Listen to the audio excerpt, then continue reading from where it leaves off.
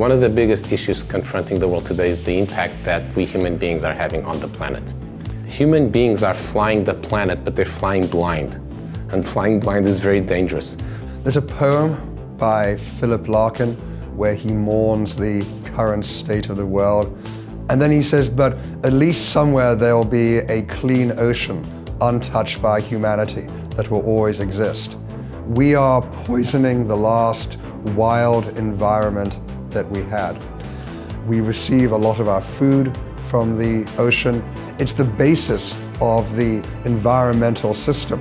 We need a solution to creating or recreating the clean oceans that we had. Now, there's some really interesting experiments that you might run. You could put algae back in the ocean. There are a bunch of things that we could do. No one wants to run these large geoengineering experiments on a real global scale. What you want is to run them in simulations.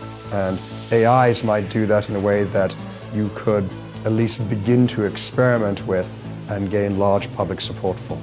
The main problem that we have right now is that we don't understand how these systems work, right? Ecosystems are very complex. Everything interacts with everything. And we don't know what the impact is of what we do, but with more sensors and better machine learning to build models based on those sensors, we can actually understand how a whole ecosystem works. So with climate, we have the problem that some people are modeling how the ocean currents work.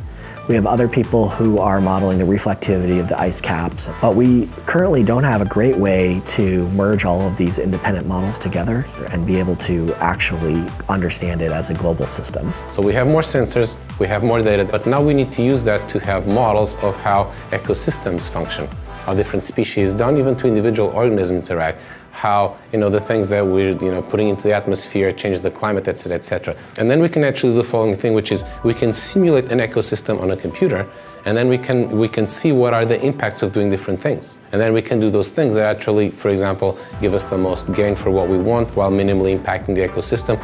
And we also, for example, use it to understand which species really are important and which species are less important, right? Because at the end of the day, we often have to make hard trade-offs. And sometimes species that look very insignificant turn out to be very important because the whole ecosystem revolves around them. And sometimes species that are very, that we're very fond of because maybe they're cuddly animals that turn out to be less important. So what AI can give us is the ability to actually see a little bit further down the road so that we can actually make better decisions.